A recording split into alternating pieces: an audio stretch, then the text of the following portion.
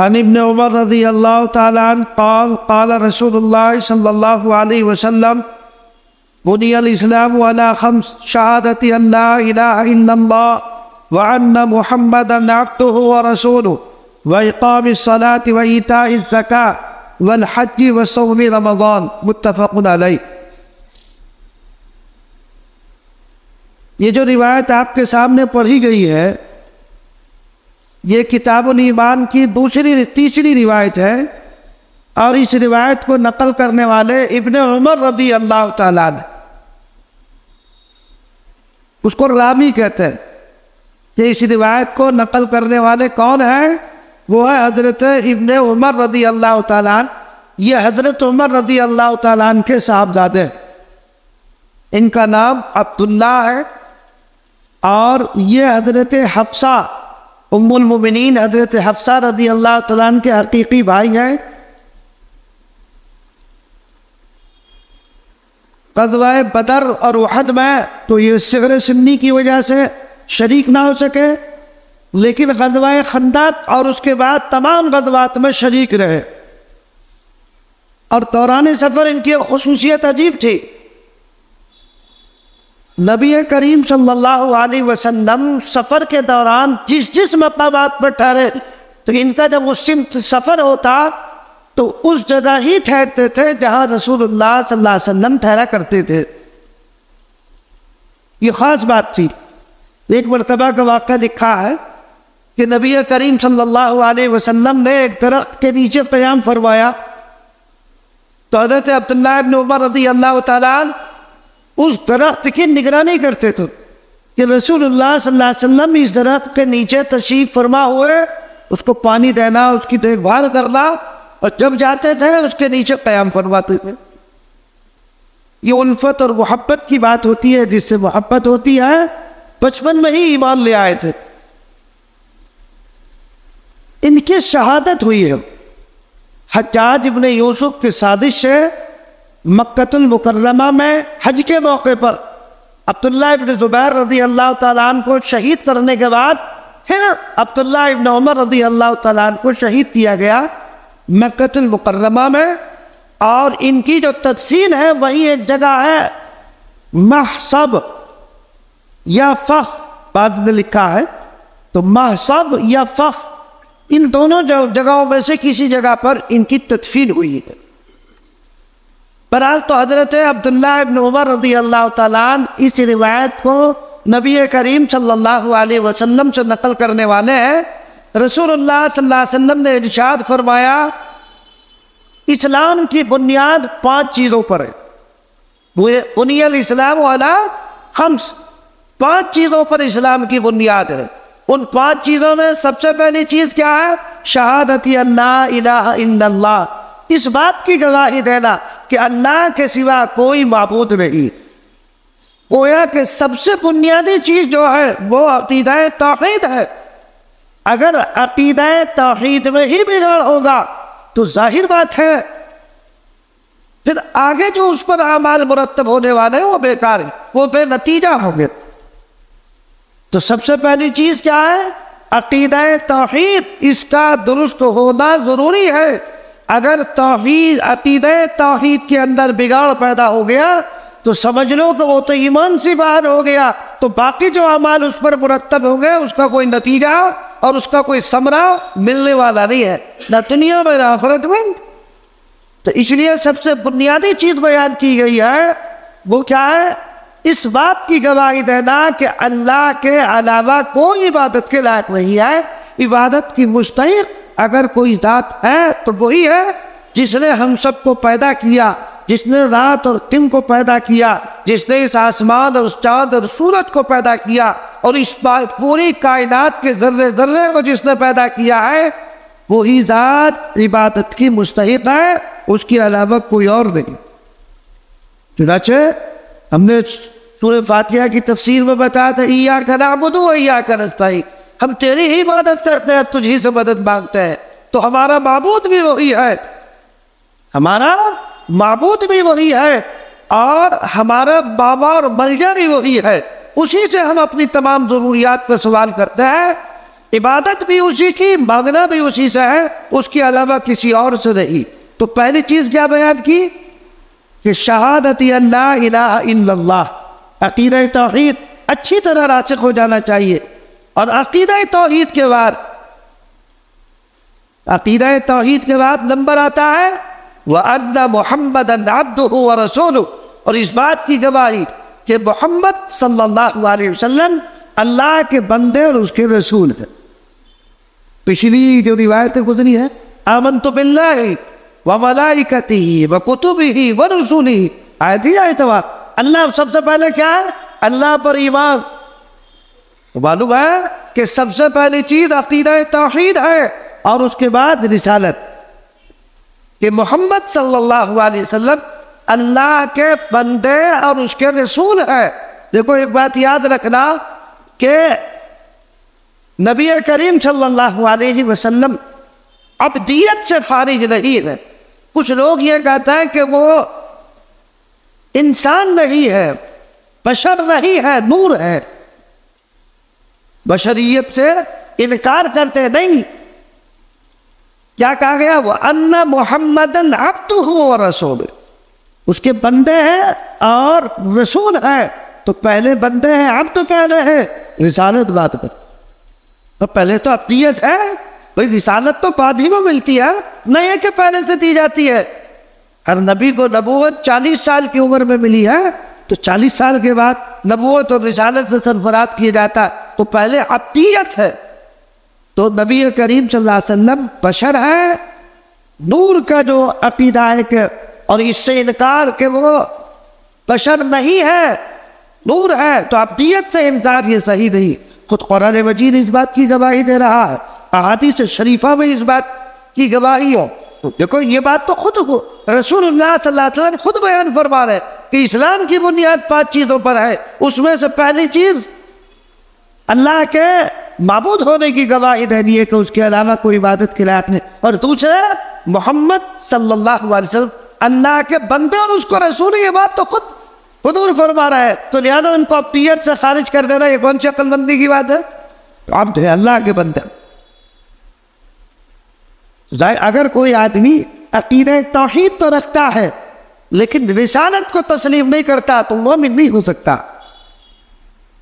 بھائی رسالت پر ایمان لانا یہ بھی تو اللہ ہی نے کہا ہے، اللہ ہی نے تو بیان کیا ہے۔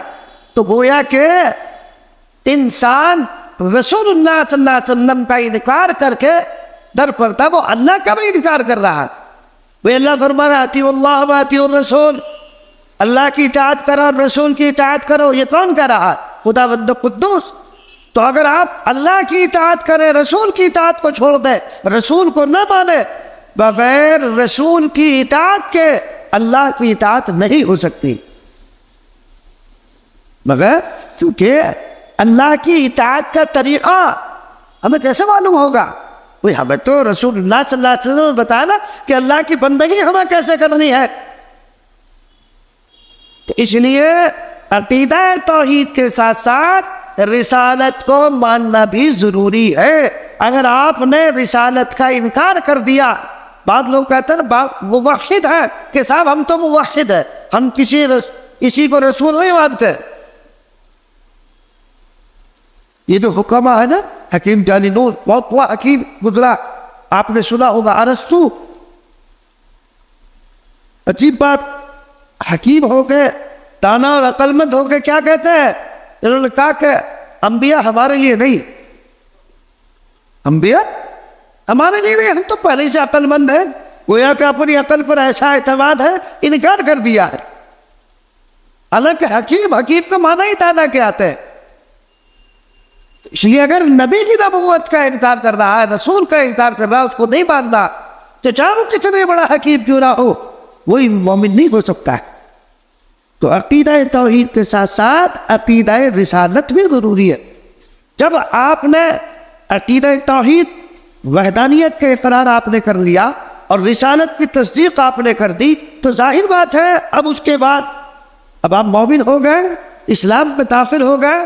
داخل ہونے کے بعد اب ظاہر بات ہے کہ جب آپ نے کلمہ پڑھ لیا، اللہ کی ربوبیت کا، اس کی وحدانیت کا، اقرار کر لیا اور رسول اللہ صلی اللہ علیہ وسلم کی رسالت کی آپ نے تصدیق کر دی تو اب آپ پر شریعت لاگو ہو گئی، اب آپ احکام خداوندی کے پابند ہو گئے۔ لہذا تیسرے نمبر پر وَإِقَامِ الصَّلَاةِ، نماز کو قائم۔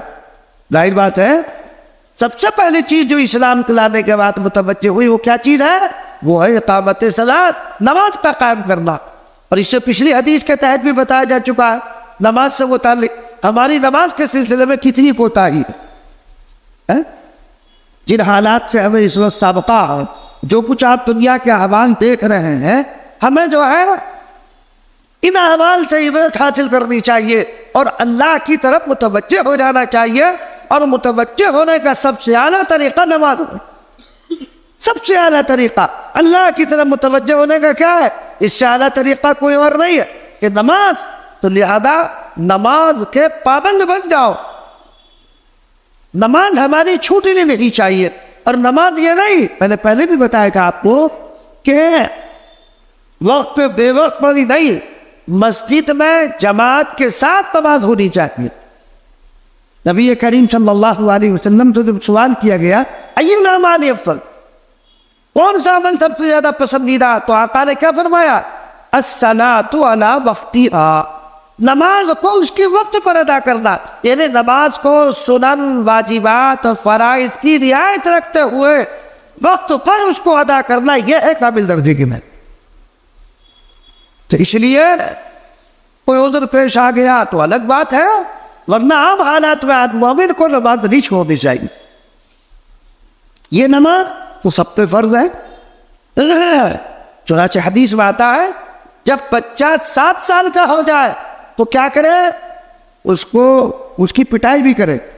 اگر وہ نماز کو ترک کرتا ہے ڈانٹ ڈپٹ اس کو کرنی چاہیے، اس کو مسجد میں لائے، اس کو عادت ڈالے نماز کی۔ اور نماز بچے پہ فرض کب ہوتی ہے انسان پر؟ نماز بالغ ہونے کے بعد۔ اور بالغ کب ہوتا ہے؟ بالغ ہونے کی عمر ہے 15 سال، سال کے اعتبار سے 15۔ اگر 15 سال سے پہلے علامت بلوغ ظاہر ہو جائے تو بالغ ہو جاتا ہے، اور اگر علامت بلوغ ظاہر نہ ہو تو پھر بالغ 15 سال کی عمر میں ہو جاتا۔ اب 15 سال ہو گئے تو اب اس کے ذمہ نماز فرض ہو گئی، اب تک فرض نہیں تھی، لیکن 15 سال کے بعد نماز فرض ہو گئی۔ اب اگر ترک کرے تو گناہ گار ہو، اب وہ مکلف ہو گیا ہے تمام شرعی احکام کا۔ تو لہذا بچپن سے بچوں کو عادت ڈالنی چاہیے۔ 7 سال کا ہو جائے، 7 سال کا تو ہلکی پھلکی پٹائی بھی کرنی چاہیے، ساتھ لے جاؤ۔ اب رہی یہ بات کہ مسجد میں بچوں کو لانا چاہیے کہ نہیں لانا چاہیے۔ مسجد میں اگر اتنا چھوٹا بچہ ہے جس کو پیشاب پخانے کی تمیز ہی نہیں، تو ایسے بچے کو مسجد میں لانا جائز نہیں۔ ہاں بچہ ہوشیار ہو جائے، مسجد کو سمجھنے لگے کہ ہاں مسجد کیا ہے، نماز کا کو سمجھتا ہو کہ ہاں یہ بھی اللہ کی ایک عبادت ہے، اس کو کچھ معلومات ہو رہے، تو مسجد کو مسجد سمجھنے لگے اور نماز کو نماز سمجھنے لگے۔ تو ایسے بچے کو جو پیشاب پخانے کا تقاضا ہو تو کہتے ہیں کہ ابا جان مجھے پیشاب کا تقاضا ہو رہا، ایسا نہ ہو کہ اتنے چھوٹے کو لے آؤ کہ اسے پتہ ہی نہ چلے کہ وہ پیشاب پخانا مسجد میں کر دے، تو ان کو لانے سے تو منع کیا گیا۔ حدیث میں خود موجود ہے کہ جو مجانین ہے، دیوانے اور پاگل اور بچے، ان کو مسجد سے دور رکھا جائے۔ مگر بچوں سے مراد وہ بچے ہیں جو سمجھ نہیں رکھتے ہیں، جنہیں پیشاب پکانے کی سمجھ نہیں، نماز کا کچھ پتہ نہیں، مسجد کا کچھ پتہ نہیں کہ مسجد کیا۔ جب وہ ذرا ہوشیار ہو جائے اور وہ یہ تمیز کر سکے اور مسجد کو اللہ کا گھر سمجھنے لگے تو پھر ایسے بچوں کو مسجد میں لانے کی عادت ڈالنی چاہیے۔ عوام میں ہمارے ہاں مشہور یہ ہے کہ بچہ اگر صف اول میں کھڑا ہو جائے، یعنی ایسا بچہ تو بتا دیا میں نے جو بالکل چھوٹا ہے اس کو تو لانا ہی صحیح نہیں ہے، لیکن ایسا بچہ جو نماز کو سمجھتا ہے، مسجد کے ادب احترام کو سمجھتا ہے، اتنا بڑا بچہ مسجد میں اگر آ گیا تو صف اول میں کھڑا ہو جائے تو ہم لوگ سمجھتے ہیں کہ سب کی نماز خراب ہو جاتی ہے۔ ایسا کچھ نہیں، یہ غلط دماغوں میں بیٹھا ہوا ہے، نماز ہو جاتی ہے۔ اور یاد رکھنا ایک مسئلہ، جو بچہ صف میں بڑوں کی کھڑا ہو گیا بالغ نہیں ہے، لیکن وہ جملہ میرا یاد رکھیے گا کہ وہ نماز کو، مسجد کے آداب کو سمجھتا ہے، اتنا اس کو شعور ہے، تو ہم لوگ کیا کرتے ہیں؟ آئیں گے بعد میں، اس بچے کو کھینچا، پیچھے کر دیا، خود وہاں کھڑے ہو گئے، وہ دوسرا آئے گا، وہ پیچھے کھینچ دے گا، خود اس کی جگہ پر کھڑے ہو جائیں گے۔ یہ گناہ کبیرہ ہے، جائز نہیں ہے کھینچنا، سمجھ گئے؟ ہاں، بچوں کے متعلق مسئلہ یہ ہے کہ بڑوں کے بعد بچوں کی صف ہوگی۔ مستحب اور سنت یہ ہے کیا ہے کہ بڑوں کے بعد بچوں کی صف بنتی ہوگی، لیکن اگر کوئی بچہ اگلی صف میں کھڑا ہو گیا اور نیت باندھ لی گئی، اب اس کو ہٹانا جائز نہیں۔ اور یہ بھی فقہاء نے لکھا ہے کہ اگر پیچھے ان کی صف بنائی گئی، تو آج کل کے بچے کیسے شریر ہوتے ہیں، ہے نا، کودتے پھریں گے، تو اس لیے فقہاء نے لکھا کہ ان کو بڑے اپنے پاس مختلف جگہوں پر کھڑا کر لو، کیونکہ یہ بھاگا دوڑی کریں گے، لڑیں گے، تو ان کی نماز تو ہو ہی نہیں، دوسروں کو بھی نماز خراب کریں گے، اس لیے بڑے اپنی صفوں میں برابر میں کھڑا کر لیں، یہاں تک لکھا فقہاء۔ اس لیے یہ جو بچوں کو بھگا دیتے ہیں، ظاہر بات ہے ان کی عادت کیسے بنے گی؟ ان کے ذہن میں پھر یہ بیٹھا گیا کہ اچھے بڑے عجیب لوگ مسجد میں آتے ہیں، ہمیں بھگائی دیا، وہ بیٹھے گی نا، وہ تو بچہ ہے نا، کیچ کرتا ہے بات کو، وہ ذہن میں بیٹھے گی، اس کے بعد کیچ کرے گا بات کو۔ تو اس لیے بچوں کے لانے کی عادت ڈالو، اگر صف میں کھڑا ہو جائے تو صف سے اس کو ہٹانا نہیں چاہیے، بلکہ جہاں وہ کھڑا ہے اس کی برابر میں آ کر کے آپ کھڑے ہو جاؤ۔ اور اگر چھوٹے بچے مختلف جگہ اگر انتشار کا خطرہ ہے تو ان کو مختلف جگہ کھڑا کر لی جائے تاکہ یہ شرارت نہ کر سکے۔ بہرحال تو اقامت صلاۃ یہ بڑا بہت شان حکم ہے، قرآن مقدس میں بھی جگہ جگہ اللہ تبارک و تعالیٰ نے اقامت صلاۃ کا حکم دیا ہے۔ تو اس لیے نماز کی پابندی خود بھی کرو، اپنے بچوں کو بھی اور اپنے گھر والوں کو بھی۔ جب آپ خود پابند ہوں گے تو آپ کے بچے اور آپ کے گھر والے بھی انشاءاللہ پابند ہوں گے۔ بھائی جب گھر کا جو منتظم ہے، گھر کا بڑا ہے، وہی نماز نہیں پڑھے گا تو بچے کیسے پابندی کریں گے؟ اس لیے کہ بچے دیکھیں گے کہ ابا جان تو نماز کے وقت سوتا رہتا ہے، یہ کوئی ضروری چیز نہیں ہے، تو اس لیے اس بات کا خیال رکھا جائے۔ ایک تو تیسری چیز یہ ہو، چوتھی چیز ہے ایتاء زکوٰۃ۔ دیکھو نماز تو ہوتی ہے کب فرض؟ 15 سال کی عمر میں۔ زکوٰۃ ادا کرو، یہ زکوٰۃ کب فرض ہوگی؟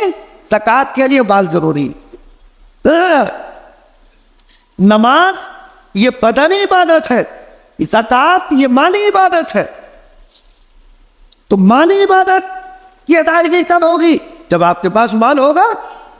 زکوٰۃ تو آپ تبھی کریں گے جب مال ہوگا، اور مال بھی ایک خاص مقدار میں، اس کی ہم نے گزشتہ میں آپ کو بتا دیا تھا کہ صاحب نصاب وہ شخص کہلاتا ہے 7.5 تولہ سونا، 52.5 تولہ چاندی، یہ دونوں کو ملا کر کوئی ایک نصاب جو ہے پورا ہو جائے، کیش کی شکل میں ہو یا مال تجارت کی شکل میں ہو، وہ شخص صاحب نصاب کہلاتا ہے۔ اس پر زکوٰۃ فرض ہے، ہر آدمی پر زکوٰۃ فرض نہیں ہے، صاحب نصاب پر زکوٰۃ فرض ہے۔ مال والا شریعت کی نگاہ میں مالدار وہ کہلاتا ہے جس پر زکوٰۃ فرض ہوتی ہے، جو صاحب نصاب ہو، جو ترتیب میں نے آپ کو بتائی۔ تو تیسرے نمبر پر کیا ہے؟ ایتاء زکوٰۃ۔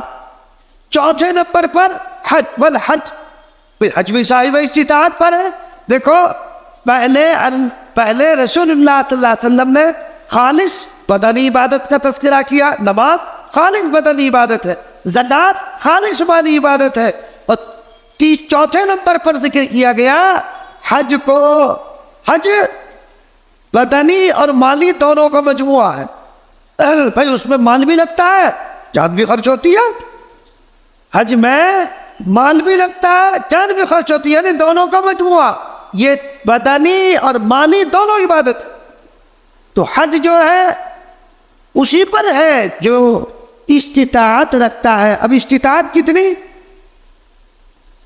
جو شخص آنے جانے، وہاں ٹھہرنے کا جتنے دن وہاں ٹھہرنا اتنے کا خرچ، اور جتنے دن کے لیے جا رہا ہے اپنے پیچھے بچوں کے لیے اتنا خرچ چھوڑ کر جائے تو اس پر حج فرض ہو جاتا۔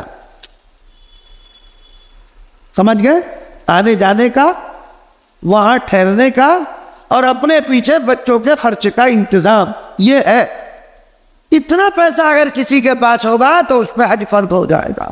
یہ جو ہمارے ہاں عوام میں مشہور ہے کہ پہلے بچوں کی شادیوں سے فارغ ہو جائے، یہ بھی تو ایک اہم فرض ہے، نہیں، یہ ایلا اور یہ بات صحیح نہیں ہے۔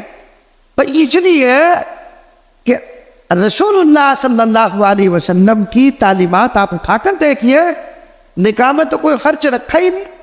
یہ تو ہم نے کر لیا ہے نا کہ صاحب 10 تولہ سونا ہونا چاہیے، 50 جوڑی کپڑے ہونے چاہیے، اتنا جہیز ہونا چاہیے، صاحب فلک کار بھی دینی چاہیے، اور موٹر سائیکل بھی ہونی چاہیے، اور اے سی بھی ہونی چاہیے۔ یہ کوئی شریعت تھوڑی کر رہی، شریعت تو یہ کر رہی ہے کہ تو دلہا کے ساتھ 3 آدمی آ جائیں، مسجد میں آ کر کے نکاح پڑھا دیا جائے، امام صاحب نکاح پڑھا دے، اور وہ اپنی دلہن کو لے کر گھر چلا جائے، ہو گیا، نکاح ہو گیا۔ یہ لوازمات تو ہم نے خود بڑھا رکھا ہے۔ تو اس لیے یہ عذر کرنا کہ بچیوں کے نکاح سے فارغ ہو جائے، یہ صحیح نہیں ہے۔ اس کی وجہ سے حج کو مؤخر کرنا، حج میں تاخیر کرنا صحیح نہیں ہے۔ اس لیے حج فرض ہونے کے بعد جتنی جلد سے جلد ہو سکے اس فرض سے فارغ ہو جاؤ، ورنہ یہ تو دنیا، آدمی نے لاکھ کمایا، سنا بھی 2 لاکھ ہو جائے پھر چلیں گے، وہ 2 ہو گئے تو پھر کہیں گے 4 ہو جائے پھر چلیں گے، 4 ہو گئے پھر کہیں گے 8 ہو جائے پھر چلیں گے۔ یہ تو ہمیشہ ہے دنیا کی، یہ تو بڑھتی رہے گی، کم نہیں ہوگی۔ جیسے ہی فرض ہو فوراً اس فرض کی ادائیگی میں لگ جاؤ۔ تو بچیوں کی شادی کا عذر یہ اس کی وجہ سے مؤخر کرنا صحیح نہیں ہے۔ تو چوتھی چیز بیان کی گئی حج۔ تو لہذا جو صاحب استطاعت لوگ ہیں، اور صاحب استطاعت شریعت کی نظر میں کون ہے وہ میں نے آپ کو بتا دیا، لہذا جب آپ صاحب استطاعت ہو جاؤ تو جتنی جلد سے جلد ہو سکے فریضہ حج کو ادا کر دو۔ ہمارے ہاں خیر اب تو دن تھوڑا بدل گیا، ورنہ ہندوستان سے حاجی جانے والا بالکل بڈھا ٹھٹیرا ہی ہوتا، بالکل آخری عمر میں جاتے ہیں۔ آپ جا کر کے دیکھو گے ہندوستان سے آنے والے حجاج سب سے کمزور ہوتا ہے۔ اب تو الحمدللہ ماحول بدلا ہے، نوجوانوں میں بھی جوش ہے، پیسہ بھی الحمدللہ خوب ہے، اب خوب جا رہے ہیں، نوجوان جا رہے ہیں۔ لیکن بہرحال جتنی جلدی ہو سکے آدمی کو حج سے فراغت کر لینی چاہیے۔ 5ویں چیز صوم رمضان، رمضان کا روزہ۔ یہ بنیادی 5 چیزیں ہیں جس پر اسلام کی بنیاد ہو۔ تو لہذا عقیدہ توحید، رسالت اور اقامت صلاۃ، ایتاء زکوٰۃ، حج کی ادائیگی، اور رمضان کا مہینہ جب آ جائے تو روزوں پر رکھ۔ روزہ بھی کس پر فرض ہے؟ اسی پر جو بالغ ہو جائے، اور بالغ کو ہم نے بتا دیا کہ بالغ شریعت کی نظر میں کون ہے؟ اللہ معاف فرمایا نمان و نفی۔ اس وقت حالات ایسے ہیں، میں نے دیکھا خود ایسے نوجوانوں کو ہٹتے کھٹتے ہیں، روزہ نہیں رکھتے ہیں کہ جی ہم سے نہیں رکھا جاتا روزہ، اور بعضوں کو ایسے بھی ہیں جن پر اللہ کی پھٹکار ہے، کیا کہتے ہیں روزہ وہ رکھے جس کے گھر میں کھانے کو نہ، نعوذ باللہ۔ میں نے خود سنا اپنے کانوں سے ایسے جملے کہ روزہ وہ رکھے جس کے گھر میں کھانے کو نہ، تو کفریہ جملہ، ایسا جملہ ہرگز نہیں کہنا چاہیے۔ یہ تو اللہ کا فریضہ ہے، گھر میں کھانے کو ہو یا نہ ہو یہ تو رکھنا ہے آپ کو، یہ تو فریضہ ہے۔ اللہ کہ کوئی مجبوری ہو تو الگ ہے، جیسے آج کل ایک بیماری ڈائبٹیز کی بیماری جو چل رہی ہے آج کل، شوگر کی ایک کنڈیشن وہ آتی ہے کہ ہر آدھے گھنٹے میں، ہر 1 گھنٹے میں کھانا چاہیے، تو ظاہر بات ہے کہ وہ تو مجبوری ہے، شریعت نے اس کو مجبوری قرار دیا ہے، تو ایسا آدمی روزہ نہ رکھے۔ ہاں اگر دوسرے ایام میں جب وہ اس بیماری سے اگر اس کو افاقہ مل جاتا ہے اور وہ دوسرے دنوں میں روزہ رکھ سکتا ہے تو روزہ رکھے گا، اور اگر وہ روزہ رکھنے پر قادر ہی نہیں ہے، وہ بیماری دن بدن بڑھ رہی ہے، تو پھر فدیہ دے دے گا۔ پھر کیا ہے؟ فدیہ ہے، اور 1 روزے کا فدیہ 1.25 کلو گیہوں ہے۔ ایک روزے کا فدیہ 1.25 کلو کیوں ہے؟ اگر کسی آدمی نے فدیہ دے دیا اور وہ صحت مند ہو گیا تو پھر روزہ رکھا جائے گا، اور اگر نہیں رکھ سکا اور فدیہ دیتا رہا اور اس کا انتقال ہو گیا، انشاءاللہ اس کے ذمہ روزے کا معاوضہ نہیں رہے گا، روزے کا معاوضہ اس کے ذمہ نہیں رہے گا، اس لیے کہ وہ فدیہ دے چکا۔ تو اس طرح کا کوئی عذر ہو تو ایک الگ بات ہے کہ اس میں چھوڑنے کی اجازت ہے۔ تو جو آزار ایسے ہیں جن کو شریعت نے عذر مانا ہے، اگر ان آزار کی وجہ سے آدمی روزہ چھوڑ دے تو اس کی اجازت ہے، لیکن آدمی ہٹا کھٹا ہو کر کوئی عذر نہیں، کوئی بات اس کو نہیں ہے، کوئی بیماری اس کو نہیں ہے، اور پھر وہ روزے کو چھوڑ رہا ہے تو یقیناً وہ گناہگار، یقیناً گناہگار ہوگا، بہت بڑا گناہگار۔ اسلام میں اس کی سخت ترین سزا، اسلام میں ایسے آدمی کی سخت ترین سزا، تو اس لیے آدمی کو روزہ ترک نہیں کرنا چاہیے۔ عن ابی ہریرہ رضی اللہ تعالی عنہ قال قال رسول اللہ صلی اللہ علیہ وسلم الایمان بضع وسبعون شعبہ فافضلها قول لا الہ الا اللہ وادناها اماطۃ الاذى عن الطریق والحیاء شعبۃ من الایمان متفق علیہ۔ اس کے بعد چوتھی روایت ہے، اس کے راوی ہے حضرت ابو ہریرہ رضی اللہ تعالیٰ، مشہور صحابی ہے، صحابہ میں سب سے زیادہ روایتیں انہی کی ہیں۔ کیوں؟ اس لیے کہ ان کا کوئی شغل نہیں تھا، کوئی کام نہیں تھا، کوئی تجارت، کوئی بزنس، کچھ نہیں تھا۔ یہ نبی کریم صلی اللہ علیہ وسلم ایک ہی خدمت میں پڑے رہتے تھے۔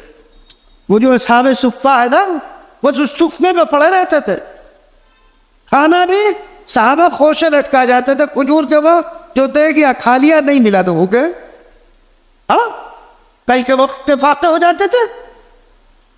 سب سے زیادہ روایتیں حضرت ابو ہریرہ رضی اللہ تعالیٰ سے۔ ابو ہریرہ، ان کا نام جو ہے وہ بعض نے لکھا عبد الشمس، سورج کا بیٹا، شمس کے معنی سورج، یہ زمانہ جاہلیت کا نام۔ پھر ان کا نام جب اسلام لے آئے تو ان کا نام عبد الرحمن، ان کا نام کیا ہے؟ عبد الرحمن ہے، اور ان کی جو ولادت ہے ہجرت سے غالباً 10 سال پہلے، کل عمر ان کی 76 یا 77 سال، 76 یا 77 سال ہے۔ ان کی کنیت ابو ہریرہ ہے۔ ہریرہ یہ ہرۃ کی تصدیر ہے، ہرہ کہتے ہیں بلی کو، بلی کا بچہ، جن کو بلی سے بڑی محبت تھی، بلی کا بچہ پالتے تھے۔ جب میں ایک درخت میں بلی کے بچے کو رکھاتا تھا اور پھر صبح جا کر اس کی نگرانی کرتا تھا، تو لوگوں نے، بعض نے لکھا ہے کہ لوگوں نے کہنا شروع کر دیا ابو ہریرہ بلی کا باپ، ابو ہریرہ کہنا شروع کر دیا۔ بعض نے کہا کہ رسول اللہ صلی اللہ علیہ وسلم نے یہ کنیت ان کی رکھی ہے، یہ مدائن حق میں لکھا، اور بعد نے اور بھی وجہ بتائی ہے۔ بہرحال جو بھی ہو، لیکن یہ مشہور صحابی ہیں اور بڑے ہی لاقنات، بڑے مجاہد، بڑے محدث، یعنی حدیث ہے میں نے بتایا سب سے زیادہ روایت کرنے والے جو ہیں حضرت ابو ہریرہ رضی اللہ تعالیٰ عنہ۔ تو وہ روایت نقل کرتا ہے نبی کریم صلی اللہ علیہ وسلم سے۔ کیا روایت کرتا ہے؟ الایمان بضع وسبعون شعبہ، ایمان کے 70 شعبے ہیں۔ بعض روایات میں 60 کا لفظ آتا ہے، 60 شعبے ہیں، 60 درجے ہیں۔ ان تمام شعبوں میں، درجوں میں سب سے افضل کون سا ہے؟ لا الہ الا اللہ، اللہ کے علاوہ کوئی معبود۔ یہ تو عقیدہ توحید جس کو کہا جا رہا، سب سے افضل درجہ کیا ہے؟ ظاہر بات ہے عقیدہ توحید ہی کا ہے، اور ساری ایمانیں تو اسی عقیدے پر ہے۔ یہ تو وہ سب سے افضل اعلیٰ درجے کا، اور ادنا درجے کا کیا ہے؟ وہ ادنا اماطۃ الاذی عن الطریق، راستے سے تکلیف دہ چیز کو ہٹانا، راستے سے تکلیف دہ چیز کو ہٹانا، یہ ہے ادنا درجہ۔ دیکھو اسلام کی تعلیم کتنی سنہری تکلیف دے، جو بھی تکلیف دینے والی. آپ راستے سے جا رہے ہیں، کوئی روڑا پڑا ہوا مل گیا، اینٹ مل گئی، آپ نے اٹھا کے ایک طرف رکھ دی تو ثواب ہو. کیوں؟ ہو سکتا ہے کسی آنے والے کو ٹھوکر لگے، اس کو چوٹ لگ جائے. کیلے کا چھلکا آپ نے ڈال دیا سڑک پر، بڑا خطرناک ہوتا ہے، اس پر بعض مرتبہ پھسل جاتا ہے آدمی، تو اس کو سڑک پر نہیں ڈالنا چاہیے، ایک طرف ڈال. یہ بھی تکلیف پہنچانا ہے. یعنی ہر اس کام سے آپ کو پرہیز کرنا جس سے دوسرے کو تکلیف پہنچے. راستے سے تکلیف دہ چیز کو ہٹانا. اب بہت سے لوگ کیا کرتے ہیں، موٹر سائیکل راستے میں ختم کھڑی کر دی، آنے جانے والوں کو تکلیف ہو رہی ہے، گناہ. بہت سے لوگ راستوں میں بھینسیں باندھ دیتے ہیں، وہ بھی گناہ ہے.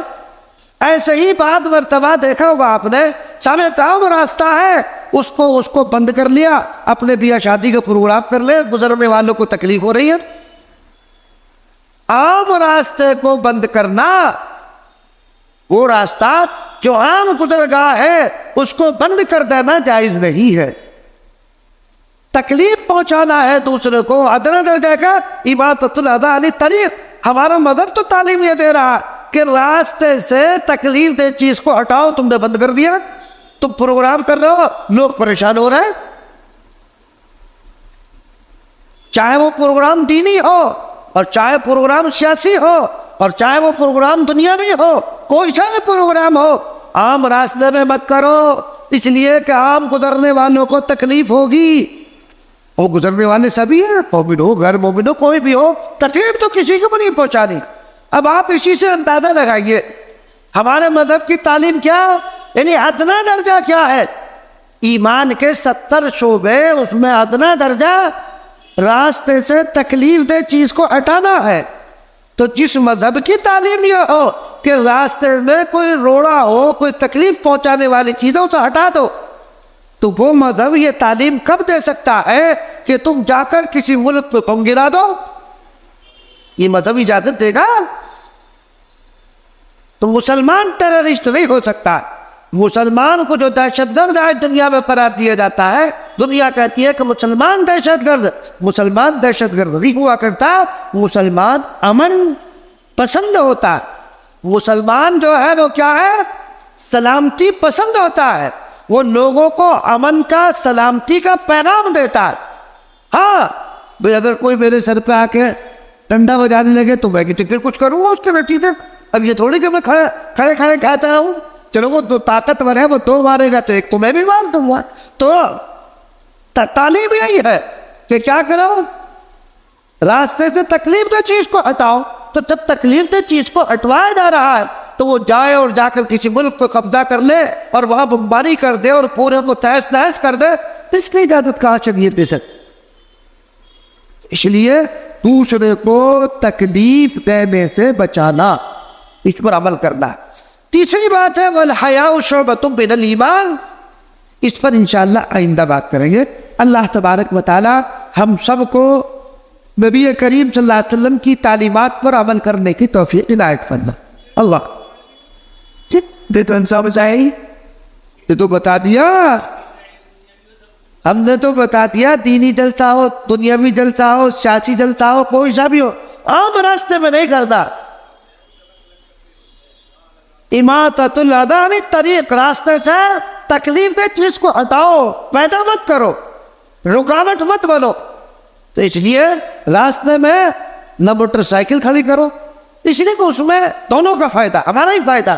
بھائی راستے میں کھڑی کر دے، کوئی مار کے چلا جائے، کوئی گرا کے چلا جائے گا، ایسے بھی تو لوگ ہوتے ہیں، تو اس سے نقصان ہو جائے گا آپ کی گاڑی کا. تو اس لیے ایک طرف لگا کے کھڑا کرو تاکہ دوسرے کو تکلیف نہ ہو. اپنے یعنی دوسروں کو تکلیف سے بچانا ہے، یہ بہت بڑا اجر و ثواب کا کام ہے. اللهم صل على سيدنا ونبينا ومولانا محمد عبده ورسوله. ربنا ظلمنا انفسنا وان لم تغفر لنا وترحمنا لنكونن من الخاسرين. لا اله الا انت سبحانك اني كنت من الظالمين. واعف عنا واغفر لنا وارحمنا انت مولانا فانصرنا على القوم الكافرين. اے اللہ ہمارے گناہوں کو معاف فرما، خطاؤں کو درگزر فرما، ہم سب پر رحم اور کرم کا معاملہ فرما، عافیت اور سلامتی کا معاملہ فرما، آنے والے برے حالات سے ہماری حفاظت فرما، ہر قسم کی خیر سے مالا مال فرما، اور ہر قسم کے شر سے ہم سب کی حفاظت فرما.